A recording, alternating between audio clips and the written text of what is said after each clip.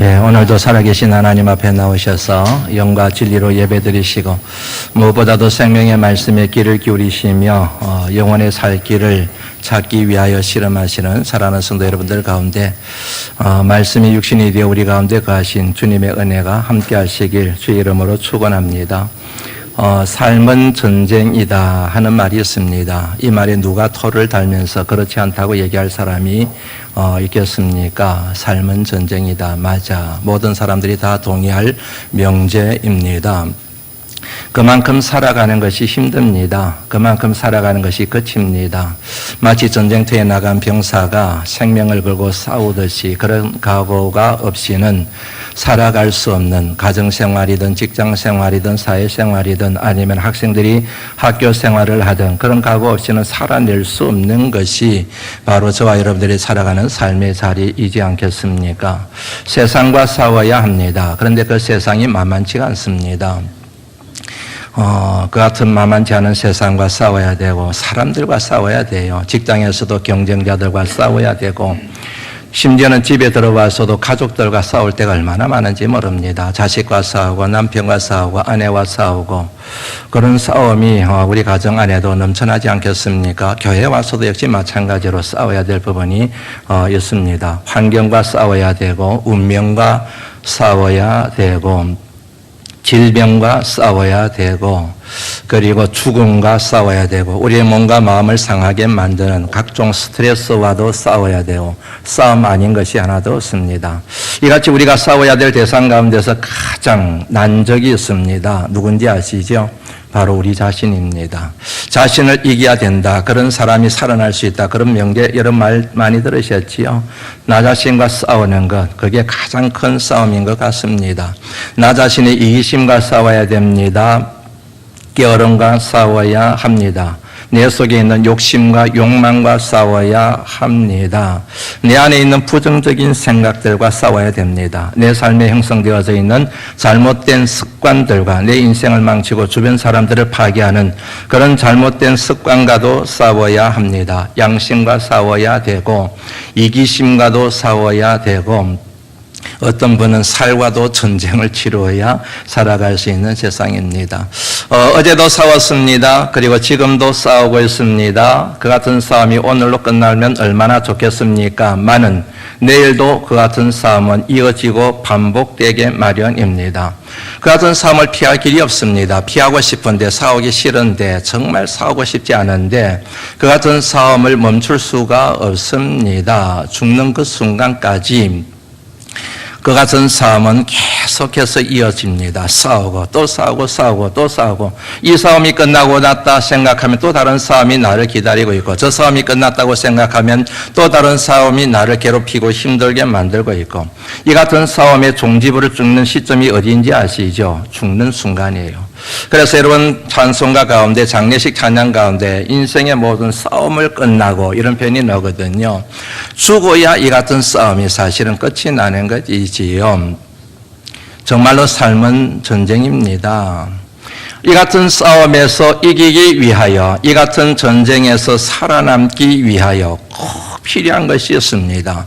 필요한 것들이 많이 있지만 그 중에 정말 필요한 것이 있는데 그게 뭐냐면 힘입니다. 힘이 있어야 살 수가 있지요.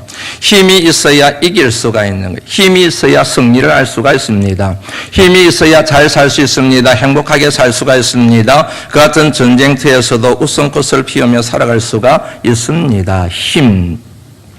누누이 말씀드렸던 것처럼 다시 한번 말씀을 드리려고 합니다. 우리 인간, 나를 이해하는데, 사람을 이해하는데 가장 뭐냐면 중요한 토대 중에 토대가 되는 명제이지요. 이걸 잃어버리시면 안 될 것 같아서 자꾸만 반복해서 말씀을 드리게 되는 것 같습니다. 사람은 동물이다 하는 것이지요. 이 같은 명제가 갖고 있는 의미들이 굉장히 많이 있습니다. 도대체 무슨 의미가 있는가? 그 중에 하나를 말씀드립니다. 왜 사람을 동물이라고 그럴까? 흔히들 사람들은 움직이기 때문에 동물이라고 얘기를 한다 그러지요. 그런데 그게 아닙니다. 그 같은 의미가 없는 것은 아니지만 사람이 동물인 이유는 움직이기 때문에 동물이 아니라 움직이지 않으면 살 수가 없기 때문에 동물이라고 그렇게 말하는 것이지요. 여러분, 사람이 살아가는데 꼭 필요한 것들이 있습니다. 그것을 간단하게 두 가지로 요약하면 산소와 에너지입니다. 산소와 에너지가 있어야 살아갑니다. 이걸 한마디로 표현을 하면 힘입니다. 힘이 있어야 살아갈 수 있습니다. 힘이 없으면 살아갈 수가 없습니다. 그런데 이 같은 힘은 저절로 얻어지는 게 아니지요. 움직여야 됩니다. 사업을 하러 가든지 일을 하러 가든지 운동을 하러 가든지 여하튼 움직여야 산소가 생기고 그리고 에너지가 생겨. 다시 말씀드리면 힘이 생기는 거이지 않습니까? 사람 가운데 움직이지 않고도 이 같은 힘을 얻고 살아가는 사람들이 있지요. 그런 사람을 뭐라 그런다 그랬습니까? 식물인간이라고 얘기를 하는 것이지 않습니까? 그러므로 모든 사람들의 활동과 움직임의 방향과 목표는 딱 하나입니다. 힘입니다. 힘을 얻기 위해서 움직이고 힘을 지키기 위해서 활동을 하고 얕은 힘이라고 하는 그 모든 것에 다 모든 삶의 방향과 초점이 모아져 있다 하는 것입니다. 왜냐하면 힘이 있어야 산다는 사실을 알기 때문에 그런 것이지요. 이 같은 힘을 얻기 위해서 싸우는 거예요. 왜 싸우냐? 왜 나와 싸우느냐? 사람과 싸우느냐? 환경과 싸우느냐? 질병과 싸우느냐? 살 수 있는 힘을 얻기 위해서 싸우는 거이지요. 그리고 또 내가 얻은 힘을 지키기 위해서 싸우는 거예요. 힘을 내가 뺏겨버리면 안 되잖아요. 그게 물질의 힘이든 무슨 힘이든지 간에 그 힘을 뺏기기 싫어서 그 힘을 지키기 위해서 그 힘을 뺏으려고 하는 대상과 싸우게 되는 거 있잖아요. 왜 여러분 건강을 위해서 움직입니까? 건강에 힘이 있어야 질병의 힘을 내가 이길 수가 있잖아요. 그래서 건강을 지키기 위해서 질병과 싸우기 위하여 그렇게 힘을 싸우게 되는 것이지요. 더 많은 힘을 갖기 위해서 전보다 다른 사람보다 더 많은 힘을 갖기 위해서 다른 사람보다도 예전과는 전혀 다른 강한 힘을 소유하기 위해서 싸우고 또 싸우고 또 싸우고 계속해서 1년 12달 하루 24시간 계속해서 싸우며 살아가는 인생이 되는 것이지요.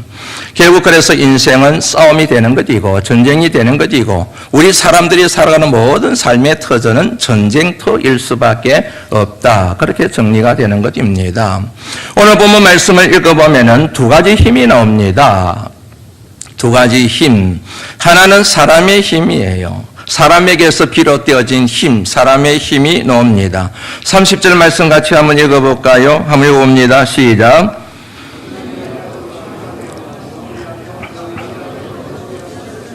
예, 다시 한번 읽겠습니다. 한 목소리로. 예, 또박또박 다시 한번 읽어보죠. 시작.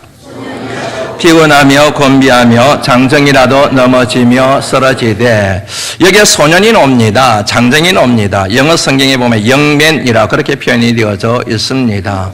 인생의 주기 가운데서 가장 힘이 넘칠 때 가장 힘이 넘치는 때 영맨, 소년, 장정을 얘기하는 겁니다. 여기에서 소년은 힘이 없는 어린아이, 부족한 어린아이를 얘기하는 것이 아니고 인생의 주기 가운데서 가장 파워가 넘칠 때 그때를 의미하는 단어가 소년, 장정입니다.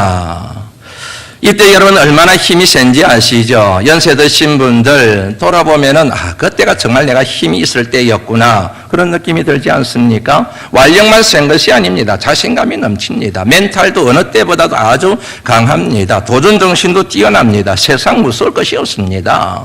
두려울 것 하나도 없는 때가 바로 소년의 때요 장정의 때이지 않습니까? 그럼에도 불구하고 피곤하대요. 그럼에도 불구하고 곤비하대요. 그럼에도 불구하고 쓰러지고 그럼에도 불구하고 넘어진대요. 왜요? 그렇지만 장정의 때이지만 힘이 가장 셀 때이지만 그럼에도 불구하고 불완전하다는 거예요. 그럼에도 불구하고 한계가 있다는 그런 얘기입니다. 무엇을 의미하는지 이해가 되시지요? 인간은 다 불완전한 힘을 갖고 살아간다는 얘기입니다. 온전하지 못한 힘, 그 힘에 의지해서 살아간다. 어떤 힘을 가지고 있든지 간에 인간이 갖고 있는 모든 힘은 불완전하다. 온전하지 못하다. 전에도 말씀을 드린 것처럼 이 세상의 사람들이 잘 살아가기 위해서 행복하게 살아가기 위하여 의지하는 힘들이 있습니다. 사실은 그 힘들을 얻기 위하여 그 힘들을 더 많이 가지기 위하여 1년 365일 하루 24시간을 보내는 것들이지요. 예를 들면 지식의 힘입니다. 돈의 힘입니다. 물질의 힘입니다. 경험의 힘입니다. 권력의 힘입니다. 과학의 힘입니다. 기술의 힘입니다. 건강의 힘입니다. 또 다른 수많은 힘들이 있어요. 그런데 어떤 힘을 이야기하든지 간에 그 힘은 불완전합니다. 쉽게 말씀드리면 그 힘으로 해결할 수 있는 문제가 있는가 하면 해결할 수 없는 문제가 있다는 얘기입니다. 예를 들어서 돈의 힘이 있습니다. 돈의 힘으로 해결할 수 있는 문제가 있는가 하면 돈의 힘으로 해결할 수 없는 문제가 있어요. 지식의 힘으로 풀 수 있는 문제가 있는가 하면 지식의 힘으로 도대체 해결할 수 없는 문제가 있지 않습니까? 완전하지 않기 때문에 그런 것이지요. 그리고 두 번째, 이 같은 힘은 온전하지 못합니다. 힘에는 기능이 있게 마련이에요. 그런데 순기능만 있는 것이 아니라 역기능도 있다는 얘기입니다. 살리는 힘이 될 때도 있지만 그 힘이 동일하게 나를 죽이는 힘이 될 때도 있다는 얘기이죠. 나를 행복하게 하는 힘인 동시에 그 힘이 나를 불행하게 만드는 힘이 될 때도 있다니까요. 앞서 말씀드린 것처럼 돈의 힘을 생각해 보시죠. 돈 때문에 내가 살아요. 돈 때문에 내가 행복해요. 그런데 어떤 경우에는 돈 때문에 인생이 불행해져요. 어떤 경우에 돈 때문에 가족의 관계가 파괴되어져 버려요. 더 심지어는 돈 때문에 사람을 죽이고 사람으로부터 배신을 당하게 되고 부부가 갈라서기도 하는 일들이, 그리고 사람 때문에 내가 죽임을 당하는 일까지 생긴다는 그런 얘기이지요.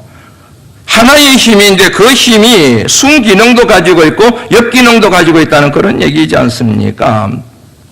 왜요? 그 같은 힘들은 온전하지 못하기 때문에. 왜 사람들이 이처럼 신처럼 생각하고 힘으로 삼고 살아가는 것들이 불완전한가 온전하지 못한가? 이유는 간단해요. 그 힘의 뿌리가 사람이기 때문에 그런 것입니다. 사람들이 만들어냈기 때문에 불완전하고 온전하지 못하고 죄인으로 살아가는 인간, 유한하고 무능한 인간들이 만들어낸 힘이기 때문에 그 힘은 근원적으로 불완전하고 온전할 수가 없습니다. 온전할 수밖에 없습니다. 콩 심은 데 콩 나는 법입니다. 팥 심은 데 팥 나는 법입니다. 무능한 인간이 만들어낸 그 힘이 어떻게 완전한 힘이 될 수가 있겠으며, 온전하지 못한 죄인이 만들어내는 힘이 어떻게 저와 여러분들에게 살리는 그 같은 온전한 힘이 될 수가 있겠습니까?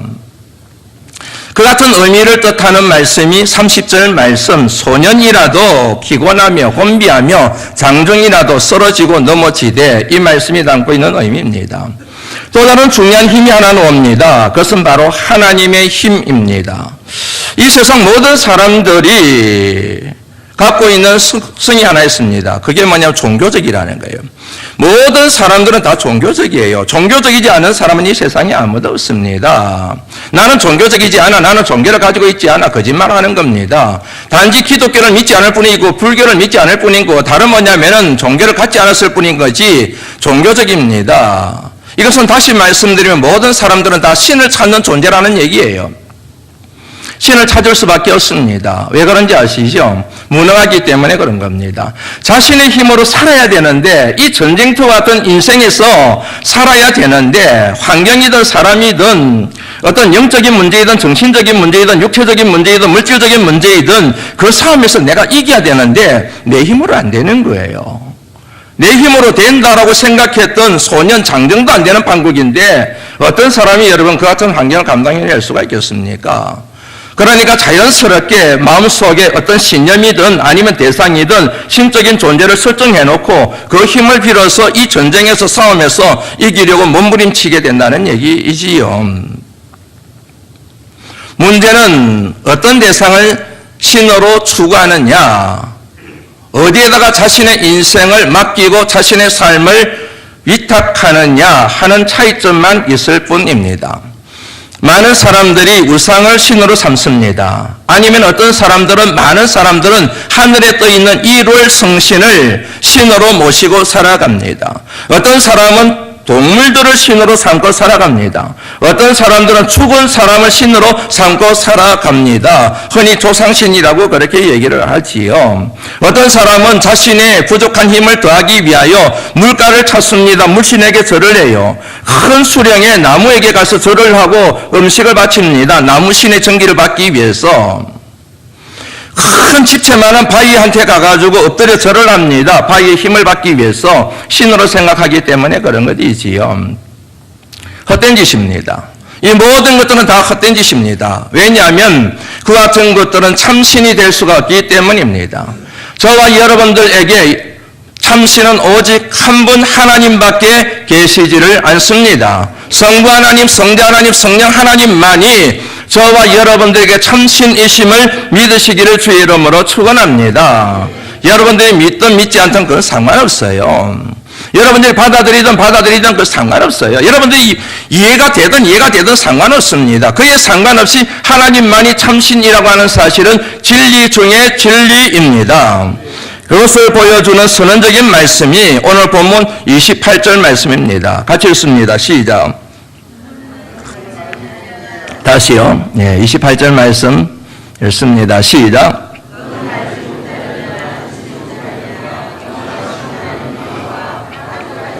하시니는 피곤하지 않으시며 곤비하지 않으시며 하나시며, 한마디로 말씀드리면 하나님이 천지우주 만물을 창조하신 창조주 하나님이시라는 겁니다. 하나님이 인간이 신으로 받들고 있는 일월 성신을 만드신 분이란 얘기예요. 사람들이 자기 힘으로 삶을 갖고 삶고 살아가고 있는 모든 피조 세계를 지으신 분이 바로 하나님이심을 선포하고 있습니다. 하나님이 창조주이십니다. 창조주시기 때문에 전지하신 분이고 전능하신 분이시고 무한하신 분이시고 영원하신 분이십니다. 그런 분이시기 때문에 창조주가 되시는 거예요. 그렇기 때문에 그분이 생명의 근원이 되시며 그분이 만물의 근원이 되시며 그분이 바로 저와 여러분들의 생사화복의 근원이 되시는 유일한 분인 줄로 믿습니다. 이 같은 사실을 통하여 우리가 깨닫게 되는 바들이 굉장히 많이 있습니다. 그 중에 하나가 하나님의 힘과 인간의 힘 사이는 절대적으로 극복할 수 없는 질적인 차이가 있다고 하는 사실이에요. 사람들 사이에도 차이가 있어요. 부자와 가난한 자의 차이가 있습니다. 젊은 사람과 연세 드신 분들의 차이가 있습니다. 배운 사람과 배우지 못한 사람들의 차이가 있습니다. 그런데 그 차이는 여러분 상대적인 차이이기 때문에 결국 거기서 거기예요.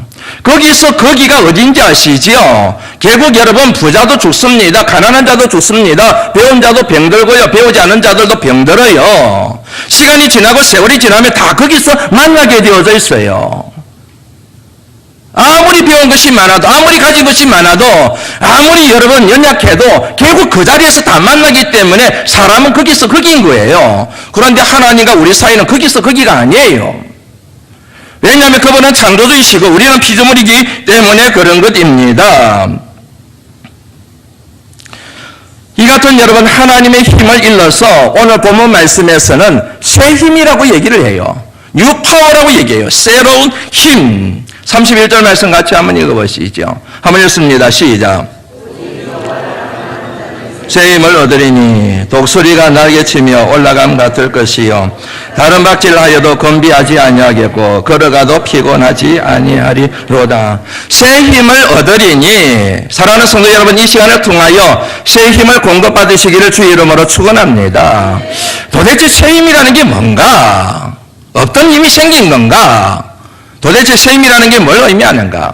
우리말로 번역된 새 힘을 얻으리니 이 표현에 히브리어 원문을 보면은 우리 성경 말씀에는 찾아보기가 힘든 매우 중요한 키워드가 하나 있어요. 그게 뭐냐면 히브리어로 할라프라고 얘기합니다. 할라프. 이 할라프의 의미가 뭐냐면은 change입니다. 변하다는 거예요. 변하다. 변화시키다, 변화되다 라고 하는 할라프라는 단어가 히브리어 원문 속에 있습니다. 그 말이 우리말에는 새자, 새로운 힘 할 때 새롭다라고 하는 동사로 그렇게 번역이 된 거예요. 이 말씀 새 힘을 얻으리니 이 말씀을 문자적으로 풀어버리면 어떻게 해석이 되느냐 하면 새 옷을 갈아입다. 옷을 갈아입다는 거예요. 옷을 갈아입다. 우리말에는 새 힘을 얻으리니 되어 있는데 문자적인 원문의 뜻은 옷을 갈아입다. 정리가 되시죠? 옷을 갈아입는 거예요. 저와 여러분이 지금 옷을 입고 있습니다. 그런데 그 옷에 담겨있는 의미들이 있습니다. 그 의미 중에 가장 중요한 의미 중에 하나가 뭐냐면 신분입니다. 그 사람의 신분, 그 사람의 권위, 옷을 입은 사람의 위엄, 힘을 뜻합니다. 왕이 입는 옷이 있습니다. 신하가 입는 옷이 있습니다. 신하는 절대로 왕의 옷을 입을 수가 없습니다. 왕이 신하의 옷을 입는 법이 없습니다. 제가 지금 가운을 입고 있잖아요. 예, 제가 가운을 입고 있고 예배를 인도하는 전도사님들은 가운을 입지 않습니다. 이거를 잘 모르는 분들은 목사님하고 전도사님들하고 차별하는 거 아니야? 그렇게 생각할 수가 있어요. 그게 아닙니다. 우리 교회 안에서는 여러분 안수를 받은 목회자들은 가운을 입을 수가 있습니다. 그런데 안수를 받지 못한 목회자들은 가운을 입을 수가 없어요. 그러므로 제가 가운을 입었다고 하는 것은 안수받은 목사임을 의미하는 겁니다. 예배를 인도하던 전도사님들이 가운을 입지 않은 것은 아직까지 목회자이기는 하지만 넓은 의미에서 목사님과 같은 목회자이기는 하지만 아직까지 안수를 받지 않는 목회자, 곧 전도사임을 의미하는 것입니다.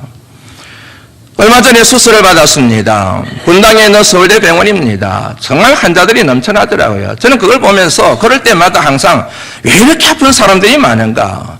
정말 살기 좋은 사회라고 그렇게들 얘기들을 하는데 왜 이렇게 아픈 사람들이 많은가? 입원하는 당일날도 여러분 주차하는데 30분 걸렸어요. 기본이 30분이라 그러더라고요. 그렇게 환자들이 많아요.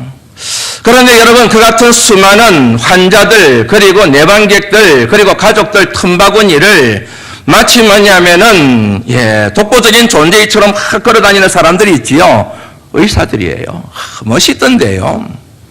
옷차림을 통해서 그분들의 의사임을 알 수가 있습니다. 아무나 수술합니까? 아무나 수술하는 게 아니에요. 의사들이 수술합니다. 의사임을 어떻게 알 수 있습니까? 의사들이 입고 있는 가운을 통해서 저분이 의사이구나. 저분이 바로 내 병을 치료하는 분이구나. 저분만이 수술할 수 있구나. 그 의사가 입고 있는 가운 자체가 그분의 신분을 얘기하고 그분의 권위를 얘기하는 것이고 그분이 수술할 수 있는 힘이 있는 분이라는 사실을 상징하는 것이지 않습니까? 아무나 재판하나요? 아니지 않습니까? 법정에서 법복을 입은 사람이 재판하는 거예요. 법복을 입은 것을 통하여 저분이 재판관이구나, 저분이 판사이구나, 저분에게는 그 같은 권위가 주어졌고 그 같은 법적인 위험이 주어졌기 때문에 저분이 판결하는 게 그대로 되는구나, 그렇게 생각하잖아요.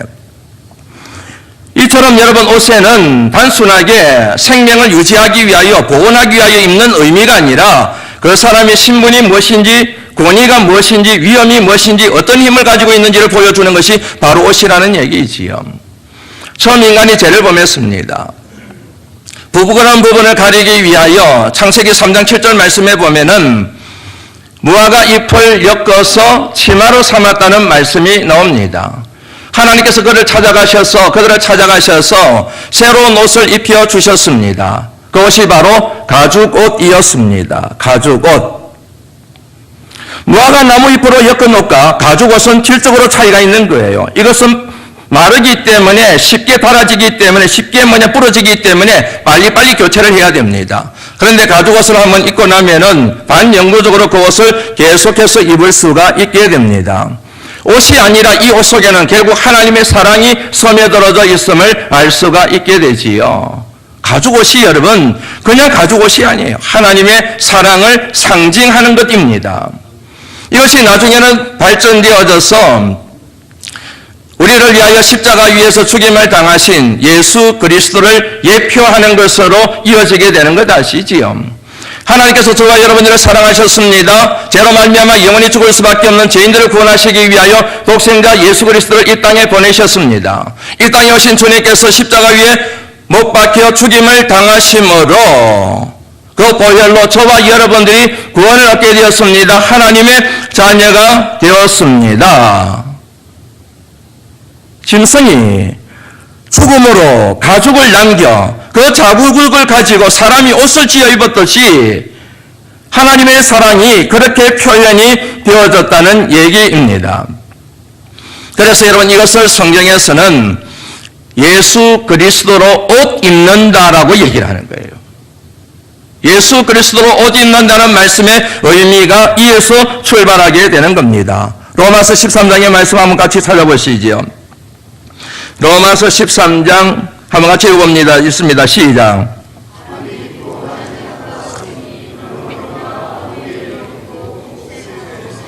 어둠의 일을 벗고 빛의 갑옷을 입자. 빛의 갑옷이 뭡니까? 12절 13절 읽습니다. 13절 14절 읽습니다. 시작.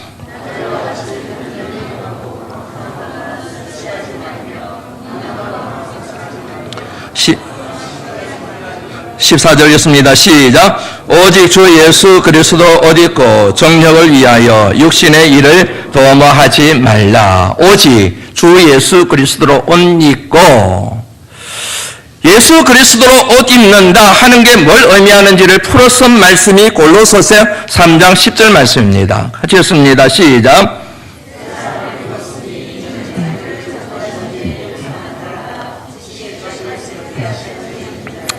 새 사람을 입었으니 자기의 창조하신 이의 형상을 따라 새롭게 하심을 입은 자. 입다라는 동사가 계속 나오고 있습니다. 옷을 입는다. 예수 그리스도로 옷을 입는다. 가죽 옷을 입는다. 예수 그리스도로 옷을 입는다. 새 사람을 입는다. 새 피조물이 되었다. 결국 하나님의 형상을 회복하게 되었다. 하나님의 형상이 회복되었음을 이 말씀을 통하여, 예수 그리스도를 통하여, 이 말씀을 통하여 저와 여러분들이 깨닫게 되는 말씀입니다. 하나님의 형상 회복과 더불어서 저와 여러분들에게 회복되는 것이 있습니다. 그게 하나님 자녀의 신분입니다. 하나님의 자녀들에게 주어진 권세와 능력과 힘이 회복되는 것을 의미합니다. 하나님께서 처음 인간을 만드시고 난 뒤에 그들에게 이렇게 말씀을 하셨습니다. 하나님이 그들에게 복을 주시며 그들에게 이르시되 생육해라, 번성해라, 땅에 충만해라, 땅을 정복해라, 하늘의 것들과 땅의 것들과 물속의 것들을 다스리라. 정복할 수 있는 권세, 다스릴 수 있는 힘, 그거를 하나님의 형상대로 지음받은 인간들에게, 처음 사람들에게 주셨습니다. 그러므로 이 세상에 있는 것들은, 하나님이 만드신 모든 피조 세계는, 하늘에 떠 있는 이를 성신은, 그리고 이 땅에 있는 모든 피조물들은 우리의 숭배의 대상이 될 수가 없습니다. 경배의 대상이 될 수가 없습니다. 우리의 정복의 대상이요, 우리의 다스림의 대상입니다. 그러나 하나님의 형상을 잃어버린 사람들은 그와 같은 것들을 신으로 삼고 살아가게 되지만, 하나님의 형상을 회복한 사람들은 그와 같은 것들을 정복하고 다스려 그 같은 것들을 만드신 하나님 한 분만을 신으로 삼고 살아가는 하나님의 자녀로 회복되었음을 이 말씀들을 통하여 알 수가 있습니다. 정리가 되시죠? 새 사람을 입어라. 새 힘을 얻는다. 옷을 갈아입는다. 하나님의 자녀가 되었다. 하나님의 자녀가 된 사람들에게는 하나님의 자녀됨의 신분과 능력과 권세가 주어지게 되는데, 그러므로 하나님의 자녀가 되었다고 하는 것은 저와 여러분들에게 그 같은 권세와 능력이 동시에 주어졌음을 의미합니다. 오늘 본문 말씀에서 저와 여러분들이 주목해 보아야 될 부분이 하나 있습니다. 그것은 바로 독수리입니다. 독수리. 31절 말씀해 보면 여러분 독수리가 나와요.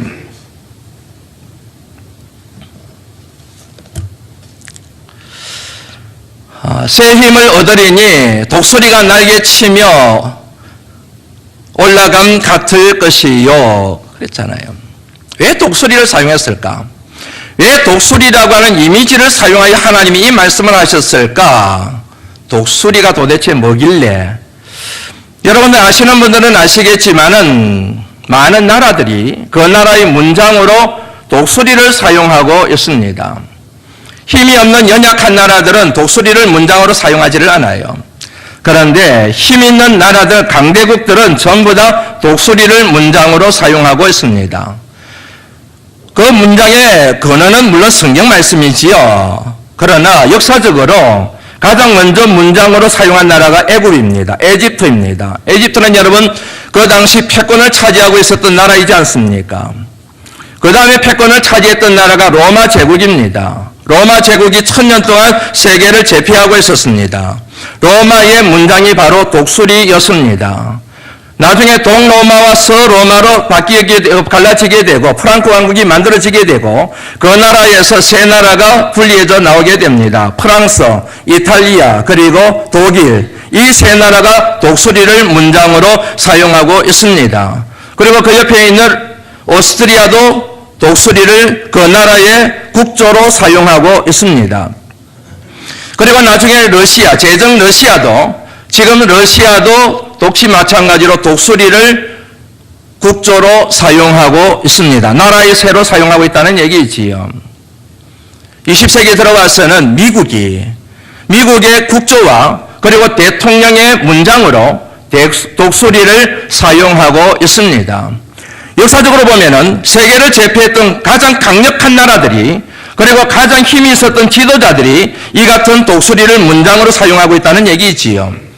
여러분, 여기에는 이유가 있습니다. 성경적인 의미 말고 일반적인 의미를 얘기하면은 독수리가 갖고 있는 이미지 때문에 그렇습니다. 독수리에는 여러분 세 가지 의미가 있다고 그래요. 하나가 뭐냐면 용맹입니다. 두 번째는 위엄입니다.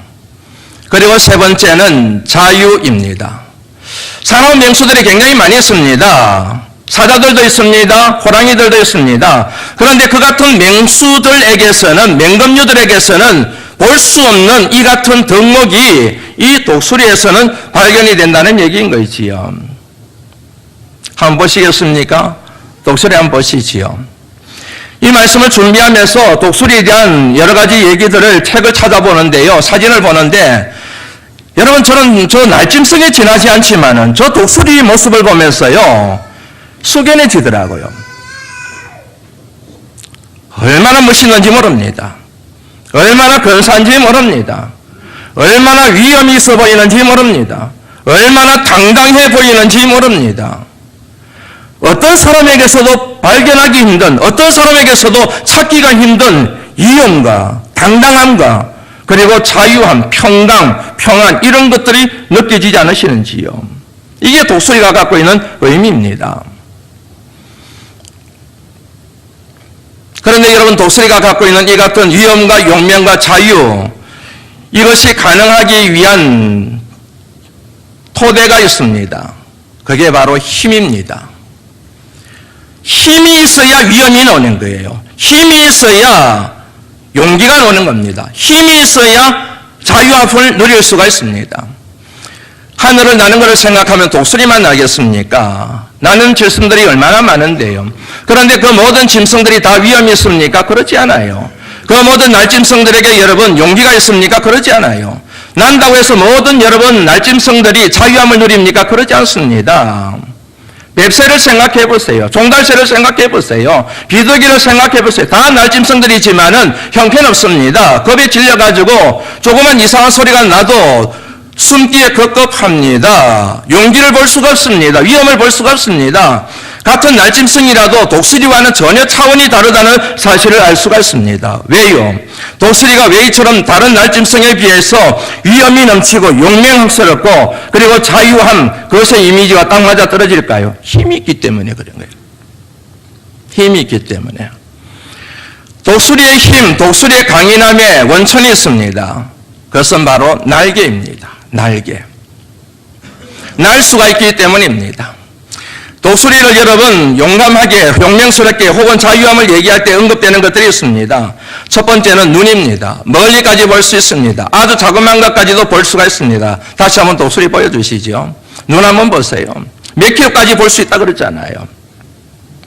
그 다음에 두 번째로는 날카로운 부리입니다. 어느 것도 뚫고 들어갈 수가 있고 어느 것도 찝어낼 수가 있고 어느 것도 파괴하고 무너뜨릴 수 있는 아주 날카로운 부리, 그게 독수리가 가지고 있는 힘 중에 하나입니다. 그리고 마지막 세 번째는 발톱입니다. 한번 보여주시죠. 독수리 발톱입니다. 한번 움켜쥐면 절대로 놓치질 않습니다. 아무리 힘이 센 것이라도 단번에 제압할 수가 있습니다. 무거운 것도 움켜쥐면 날 수가 있습니다. 아무리 이와 같은 여러분 발톱을 갖고 있다 하더라도,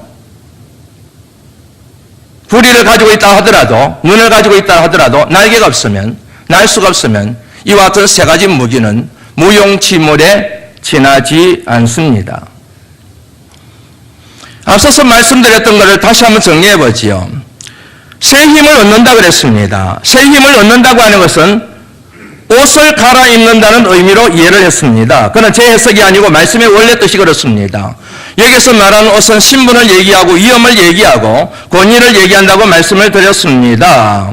이것의 영적인 의미는 우리가 예수 그리스도로 옷 입은 하나님의 자녀의 신분을 우리가 획득했음을 의미하고 하나님의 자녀에게 주어진 위엄과 권위와 힘이 우리에게 주어졌음을 의미한다고 말씀을 드렸습니다. 그런데 이 말씀의 노는 새 힘을 얻으려니 이 말씀에 감추어져 있는 옷이라는 단어와 연결되는 것이 바로 날개입니다. 그런 면에서 옷이 날개라는 말이 이해가 되는 거예요. 왜 옷이 날개가 되느냐? 왜 날개가 옷이 되느냐 하는 것이 바로 이 같은 맥락에서 이해가 될 수 있는 부분입니다. 이 같은 사실을 통하여 저와 여러분들이 깨달을 수 있는 게 하나 있습니다. 그것은 뭐냐면 여기서 말하는 새 힘, 독수리, 이 독수리의 이미지는 하나님의 자녀의 이미지라고 하는 거예요. 하나님의 백성들이 갖추어야 될 아이덴티티, 그것을 은유적으로 표현한 것이 바로 독수리임을 알 수가 있습니다. 신명기 32장 한번 보실까요? 신명기 32장 10절 11절 말씀 한번 읽어보시겠습니다. 같이 읽습니다. 시작.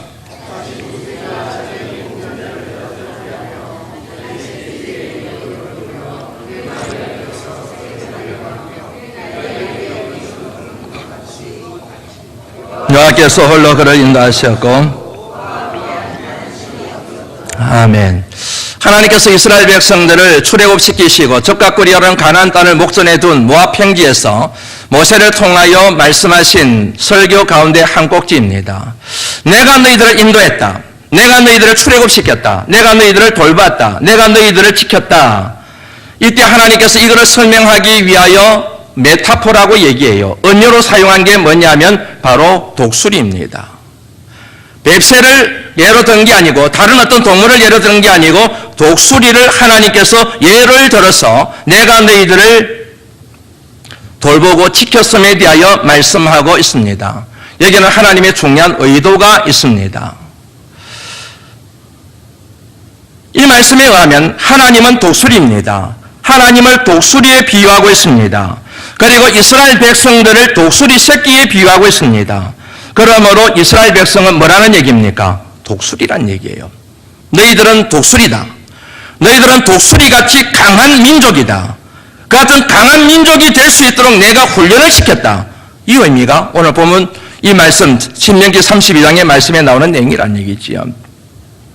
그러므로 너희는 독수리처럼 강해야 된다. 하늘과 땅을 동시에 지배할 수 있는 강한 사람이 되어야 된다.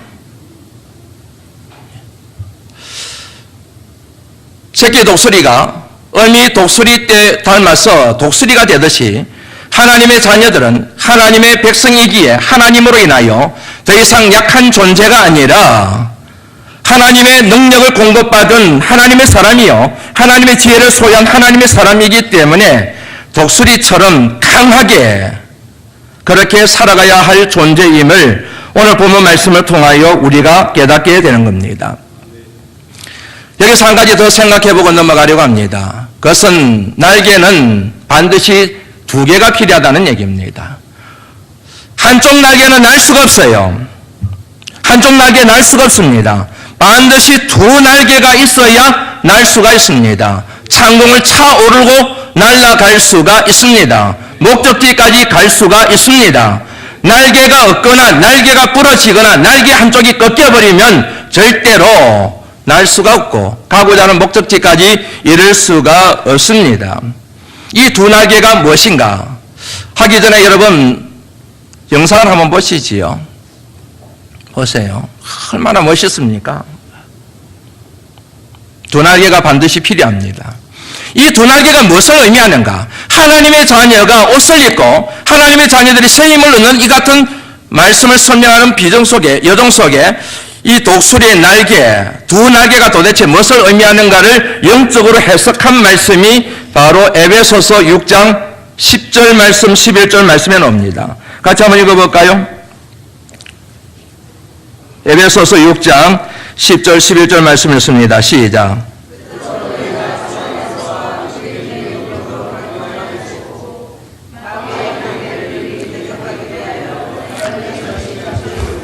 싸움을 위하여, 영적 싸움을 위하여, 마귀의 관계를 대적하기 위하여 하나님의 전신갑주를 입어라. 옷을 입어라. 그 옷이 바로 하나님의 전신갑주다. 전신갑주가 뭘까요? 해답이 나오지요. 17절 18절 말씀이었습니다. 읽습니다. 시작. 곧 하나님의 말씀을 가지라. 모든 기도와 간구를 하되 항상 성령 안에서 기도하고 이를 위하여 깨어 구하기를 항상 힘쓰며 여러 성도를 위하여 구하라. 하나님의 전신갑주에 해당되는 것이 말씀과 기도라고 하는 사실을 알 수가 있습니다. 하나님의 전신갑주를 입어라. 옷을 입어라. 그 이미지가 바로 독수리였습니다. 독수리가 날기 위해서는 두 날개가 필요하다 그랬습니다. 맞습니다. 하나님의 사람으로 살아가는데 새 힘을 공급받아 독수리처럼 강력한 하나님의 군사가 되기 위하여 절대적으로 필요한 두 날개가 있으니 그것이 바로 하나님의 말씀과 기도라고 하는 사실입니다. 날개가 없으면 날 수가 없습니다. 한쪽 날개만 가지고 날 수가 없습니다. 날개가 병이 들거나 날개가 꺾여버리면 날 수가 없습니다. 마찬가지입니다. 하나님의 사람들이, 하나님의 자녀들이 삶의 자리에 기도가 없으면, 말씀이 없으면 날 수가 없습니다. 말씀과 기도에 병이 들어있으면 아무리 부리를 가지고 있어도, 아무리 날카로운 눈을 가지고 있어도, 아무리 발톱을 가지고 있어도, 아무리 애써도, 아무리 노력해도, 아무리 이 사람 저 사람을 만나러 다녀도, 아무리 이 일 저 일을 해도 소용이 없습니다. 날개 없는 독수리가 날 수 없듯이 기도하지 않고면, 말씀을 가까이 하지 않으면, 말씀의 날개와 기도의 날개를 갖지 않고서는 우리가 하는 모든 퍼득거림이 무용지물에 지나지 않는다는 그런 말씀을 드리는 것입니다. 날개를 활짝 펴셔야 됩니다. 말씀의 날개를 펴시고 기도의 날개를 활짝 펴셔야 됩니다. 백새의 날개가 아니에요. 종달새의 날개가 아니에요. 독수리의 날개를 가지셔야 됩니다. 그런 사람을 일러서 오늘 본문 말씀에서는 오직 여호와를 앙망하는 자라고 그렇게 선언하고 있습니다. 오직 여호와를 앙망하는 자는 새 힘을 얻으리니 독수리가 날개치며 오를 것 같으며 라고 하는 말씀이 그래서 나오게 된 것이지요. 이야기 안 하고 이제 말씀을 마무리하려고 합니다. 노만 빈센트 필이라고 하는 사람이 지은 책이 있습니다. 독수리와 닭이라고 하는 제목의 책입니다. 어떤 소년이 산에 가서 독수리알을 발견했습니다. 그 독수리알을 가지고 와서 닭이 달걀을 품고 있는 그 계란 속에다 집어넣었습니다. 얼마의 시간이 지나고 난 뒤에 병아리가 부화를 했습니다. 동시에 독수리 새끼도 그 알을 깨고 부화를 했습니다. 독수리는 처음에 자기가 병아리인 줄 알았습니다. 그래서 병아리처럼 행동을 했습니다. 그런데 시간이 지나면서 병아리와 자기가 다르다는 것을 알기 시작했습니다. 몸뚱아리가 다릅니다. 그리고 털 색깔이 달라지기 시작합니다. 그리고 모든 모양에서 달라지기 시작합니다. 왜 나는 쟤들과 다를까를 생각했습니다. 그럼에도 불구하고 잊어버리고 여전히 독수리가 병아리처럼 그리고 닭처럼 행동을 했습니다. 그러던 어느 날 독수리 한 마리가 창궁을 선회하며 닭장위를 선회하는 모습이 눈에 들어왔습니다. 그것을 본 암탉이 새끼들을 다 닭장으로 몰아넣고 자기도 숨습니다. 숨어라 그럽니다. 독수리도 숨었습니다. 처음 있는 일이라서 궁금했습니다. 그래서 물었습니다. 왜 우리가 숨어야 되느냐고. 독수리 때문에 그렇다고 대답이 들려옵니다. 저놈이 언제 우리를 낚아채 갈지 모르기 때문에 숨어야 된다고 그렇게 얘기하는 것을 듣고 하늘을 쳐다보니 독수리 나는 모습이 너무너무 멋있는데 그 독수리의 모습과 자기의 모습이 똑같다는 사실을 그때서야 발견하게 됩니다. 아, 내가 닭이 아니구나. 내가 바로 독수리였구나. 저 하늘에 날고 있는 독수리가 바로 나였구나. 그래서 자기 우리를 박차고 뛰어나와서 날기 위하여 하늘을 날았던 그 독수리처럼 날기 위하여 노력하고 또 노력합니다. 결국에는 때가 되어서 날개를 퍼덕이며 창공을 막 차오르게 되고 이제는 닭의 삶을 청산하고 독수리가 되어서 하늘과 땅을 지배하는 맹금류가 되었다는 그런 이야기입니다. 여러분들은 도대체 누구입니까? 우리는 도대체 누구입니까? 저와 여러분들은 하나님의 자녀임을 믿으시기를 주의 이름으로 축원합니다. 천지우주 만물을 창조하신 창조주 하나님, 전지하신 하나님, 전능하신 하나님의 자녀임을 믿으셔야 합니다. 그러면 여러분 세상 사람처럼 살면 안 됩니다. 어떤 싸움을 만나든 어떤 싸움의 자리에 있든지 간에 이길 수 있는 힘이, 능력과 권세가 저와 여러분들에게 주어졌기 때문입니다. 사랑하는 성도 여러분, 올 한 해를 살아가실 때 싸움을 겁내지 마시고 거룩한 옷을 입고 어깨 펴고 당당하게 맞서 승리하시는 하나님의 사람들이 되실 수 있기를 주의 이름으로 축원합니다. 우리는 누구입니까? 독수리입니다. 닭같이 살아가시면 안 됩니다. 뱁새처럼 살아가시면 안 됩니다. 하나님께서 저와 여러분들을 독수리로 만드셨는데 독수리로 살지 못하고 뱁새처럼, 종달새처럼 조그만 소리가 나도 숨어버리고 도망가버리는 이 같은 비겁한 삶을 청산하는 독수리 같은 독수리로 살아가실 수 있기를 주의 이름으로 축원합니다. 기도하시면 됩니다. 말씀에 순종하시면 됩니다.